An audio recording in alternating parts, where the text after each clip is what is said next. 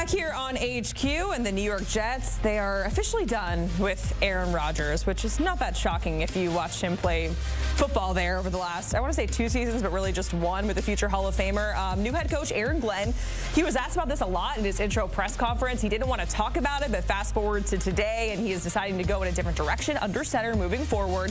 It's going to mark a new era for the Jets, a team that has not had success at the position in a really long time. Maybe Mark Sanchez and 2010. It's been a minute, to say the least, and it could also mark another new short-term era for Aaron Rodgers. So here are the top landing spots, according to Garrett Podell. There's an article right now over on CBSSports.com. The Steelers coming in at number 1, the Vikings, Titans, and Raiders rounding out the top 4. So it's certainly going to be interesting to see where he ends up. Aaron Rodgers is just one of 6 active quarterbacks with a ring on their finger. Jalen Hurts, of course, the latest one to do so after he won Super Bowl 59, but another one on this list could be on the move as well. We are talking about future Hall of Famer Matthew Stafford. I guess future Hall of Famer depends on who you ask, but his future is up in the air. So let's welcome on Emory Hunt and Tyler Sullivan to help us here. And Tyler, you're going to give us a trade scenario, and then Emory, you're going to tell us whether or not this is viable, who is going to say no between the two teams in this hypothetical trade scenario. So let's start with the Pittsburgh Steelers. We know it's a little bit of a quarterback question there. Justin Fields, Russell Wilson, totally different direction. Tyler, Mike Tomlin, what could he offer the Rams for Matt Stafford? Well, this one's a convoluted one for a reason. I'll explain it as we go along. But the trade that we're looking at here is a 2025 first-round pick, basically a swap of first-round picks between the Los Angeles Rams and Pittsburgh Steelers this year. The Steelers move back to number 26. The Rams move up to 21 overall. They get a second-round pick, number 52 overall, and then they get a conditional second-rounder that can become a first-rounder in 2026. It's a mouthful, but there's a reason for it. Basically what I did, and we set it up nicely coming into this segment, it's basically as best we can mirroring the Aaron Rodgers trade from 2023 between the New York Jets and the Green Bay Packers, excuse me. So to me, that I think is really interesting because both of these quarterbacks somewhat in similar stages in their careers, former Super Bowl champions, kind of on the back end of their career. We don't know how many more years Matt Stafford has left, whether it's just 1, 2 more seasons. So if you're the Pittsburgh Steelers, you come in here and you solidify that quarterback position, give yourself a higher ceiling going forward. And if you're the Rams, you're collecting draft assets and trying to kind of rebuild on the fly here. All right, Emory, you saw it all listed out there in the hypothetical trade scenario, and Tyler said it's convoluted. So if you're looking at a big picture, who says no? I'm going to use the back end of what Tyler just spoke about as the reason why Pittsburgh will say no. We just saw them get over the elder statesman and Ben Roethlisberger. Then we just saw them try to make something happen with the elder statesman Russell Wilson, and now we're trying to make them have another season with the elder statesman at quarterback. How about we just bank all that and just go all in on a young guy, Justin Fields? You know you still have upside. The players already like him in the building. I just think that we have kind of overrated Matthew Stafford since the Super Bowl victory. He's been good, but this year he is starting to show his age. He's been banged up a lot. At the end of the day, if you're Pittsburgh, you have to have a lot of things great around you in order for Matthew Stafford to have success. And I think that's where they're not standing right now. So why not get younger, someone more athletic, someone that could buy you a little bit more time to build around him? So I don't think the Steelers will say yes to this particular trade.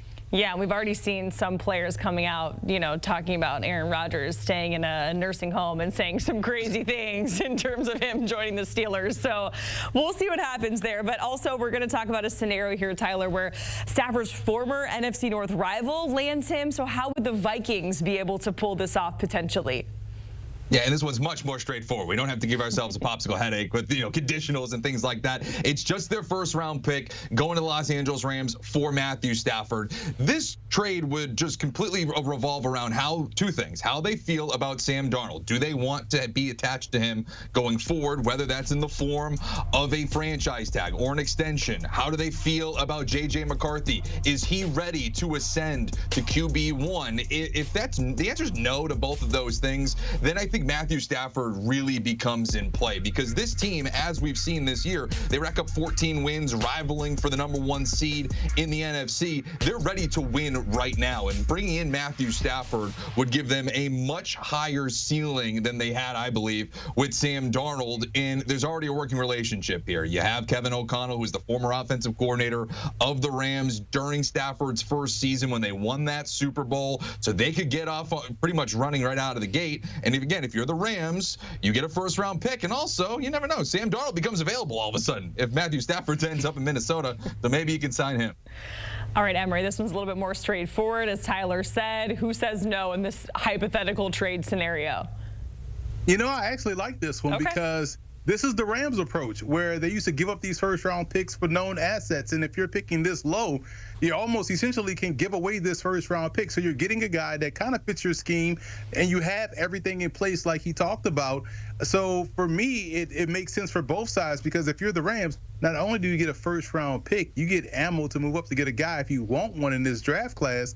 Or you could go ahead on and just swap it out for Sam Darnold and take the first-round pick as well. So it actually works out for both parties, because I've always felt that whether you go back with Sam Darnold to Minnesota or bringing a Matt Stafford to Minnesota, there's no rush to throw J.J. McCarthy out there, because he was 20, 21 years old when they drafted him. So it makes more sense to let him continue to learn the scheme, to continue to learn that system, and go with that Jordan Love approach before you throw him out there. Which is kind of a unique approach in this day and age in the NFL. We've seen that. All right, Tyler, finally, we were talking about the Giants here because, of course, they've been rumored to maybe land Shedeur Sanders or sending him cleats, all of that. But you have a potential trade scenario here for the Giants to get Matt Stafford. How does New York get that done? Yeah, and we go through a bunch of these different scenarios. So let's just say there's a world where it's not a first-round pick for Matthew Stafford. That market just isn't there for the Los Angeles Rams. I think that's when you could see the New York Giants enter the conversation, and I have them offering 2 second-round picks this year's and next to acquire Matt Stafford. It's painfully apparent that they need a quarterback and somebody that can give them a legit quarterback play after what we've seen over the last few years, the failures with Daniel Jones. And we all know what happened last year as well. So to me, I think this makes sense for the New York Giants for this specific reason. I think Joe Schoen and Brian Daboll are on the hot seat, and the only way to cool that hot seat is to start winning football games. And if they can't get one of these young quarterbacks at the NFL draft and kind of give that promise of tomorrow, well, then they might be out of a job before we even see this team kind of figure it out at the quarterback position. So bring in Matt Stafford would solidify you at least for the short term and maybe keep their job safe. Yeah, shout out to Hard Knocks for just adding fuel to the fire there. Emory, what do you think? Can this work? If Shedeur Sanders and Cam Ward are off the board or still on the board, and this trade takes place, I will drive the 10 miles myself to MetLife and say no. Because you got to go and get one of these two dudes that gives you long-term success and gets the fans energized. But if those two quarterbacks are gone and they're just giving up 2 second-round picks, I could live with that. So I think no one says no, only if Shedeur Sanders and Cam Ward are off the board. Yeah, we saw the cleats on Shedeur's social media, so maybe some foreshadowing there. Emory, Tyler, we certainly appreciate it. Dressing the part for us on Valentine's Day. Everyone looking so spiffy. But hang tight, gentlemen, because we have more to come here on HQ. A little bit of redrafting, if you will, Chris. Absolutely. And Bryce Young showed some promise at the end of last year. Don't want to redraft him, but looking back at specifically last year's draft and maybe who makes a big jump next year.